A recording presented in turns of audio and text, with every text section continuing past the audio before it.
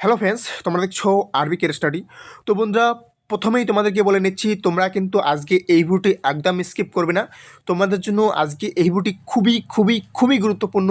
তোমরা যারা ডাব্লিউপি কনস্টেবলে পরীক্ষা দিলে, তো গতকালের ডেপুটেশনের পর থেকেই পুরো সোশ্যাল মিডিয়া বলো, ইউটিউব বলো, ফেসবুক বলো, তারপর হোয়াটসঅ্যাপ গ্রুপ বলো, একদম সোশ্যাল মিডিয়ায় একদম ঝড় উঠে গিয়েছে যে আমার কি হবে, আমি এই 3টি প্রশ্ন করেছি, আমার কি হবে, যারা 3টি প্রশ্ন করেনি তারা কেন নাম্বার পাবে।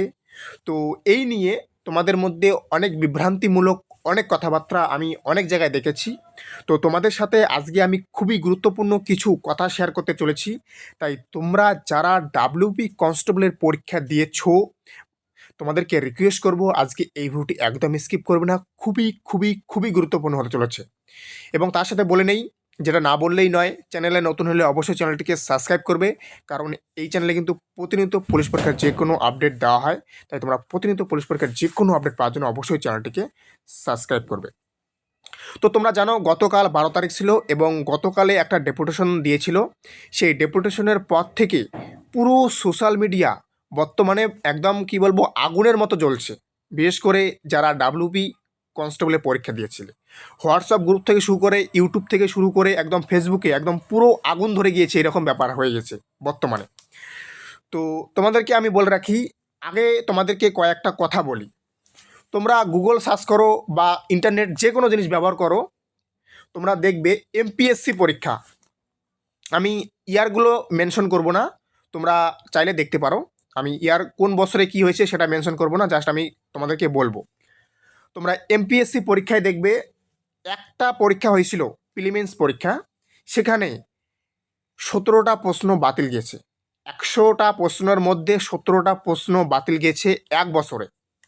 তারপর আবার নেক্সট বছরে একই সেটে 3টা প্রশ্নকে পুরোপুরিভাবে বাতিল করা হয়েছে এমপিএসসির, এবং আরও একটা বছরে 9টা প্রশ্নকে পুরোপুরিভাবে বাতিল করা হয়েছে। ওকে, সেখানে কিন্তু স্টুডেন্ট বা অন্যান্য যারা আছে তারা কিন্তু কেস করেও কিছু পায়নি। কেন পায়নি? কারণ সেটা পুরোপুরিভাবে বাতিল করেছে বলে। এবং তার সাথে আমাদের ওয়েস্ট বেঙ্গলের ডাব্লিউবিসিএস, তোমরা সবাই জানো আমাদের পশ্চিমবঙ্গের সর্বোচ্চ অফিসার যেখান থেকে হয় সেটা হচ্ছে ডাব্লিউবিসিএস। ওকে, তো সেই ডাব্লিউবিসিএস পরীক্ষায়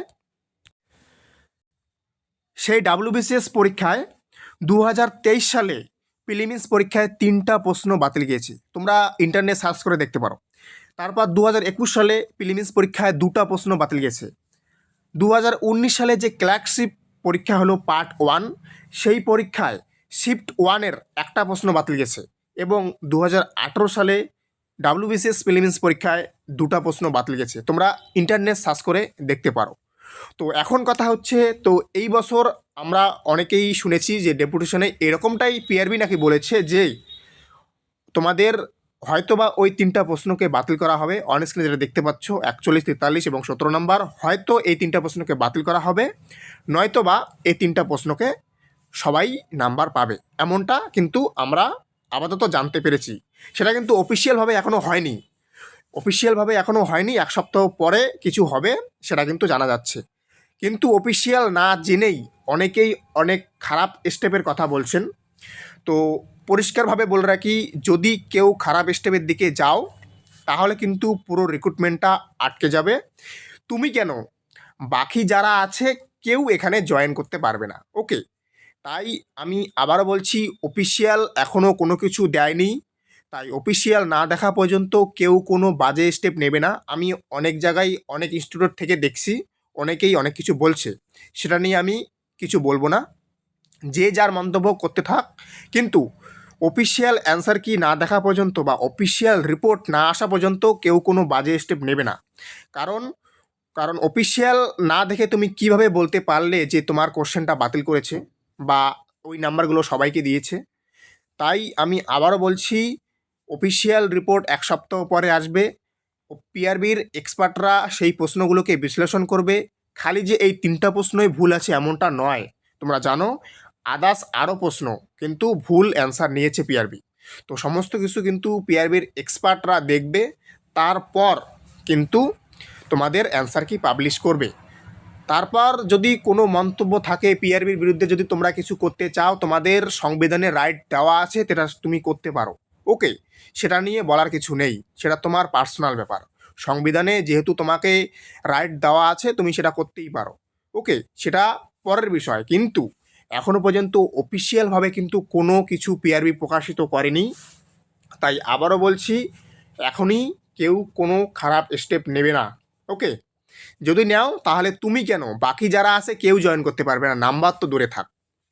পরিষ্কারভাবে কান খুলে শুনে রাখো। ওকে, তো ভিডিওটা করতে আমি বাধ্য হলাম, অলরেডি কিন্তু ভিডিও দিয়েছি, তোমরা অনেকেই অনেক কিছু বলেছো, সেগুলোর বিরুদ্ধে আমি একটাও এখনও রিপ্লাই দেইনি। ওকে, অনেকেই অনেক কিছু আমার চ্যানেলেও বলেছো, অন্যান্য চ্যানেলেও আমি দেখেছি অনেক কিছু বলেছো, তো সেটার বিরুদ্ধে আমি যাচ্ছি না। আমার কথা হচ্ছে ওটাই, অফিসিয়াল যখন আসবে তখন দেখা যাবে কি হয়, এখনই আমরা কোনো কিছু করব না। ওকে, তো এই হচ্ছে আপডেট। তো ভিডিওটি ভালো লাগলে অবশ্যই চ্যানেলটিকে সাবস্ক্রাইব করে পাশে বেল আইকনটি প্রেস করবে, যখনই কোনো আপডেট দেবো তোমাদের কাছে চলে যাবে। কারণ এই চ্যানেলটি কিন্তু প্রতিনিয়ত পুলিশ পরীক্ষার আপডেট প্রোভাইড করা হয়, তাই তোমরা প্রতিনিয়ত পুলিশ পরীক্ষার আপডেট পাওয়ার জন্য অবশ্যই চ্যানেলটিকে সাবস্ক্রাইব করবে। জয় হিন্দ, জয় ভারত, বন্দে মাতরম।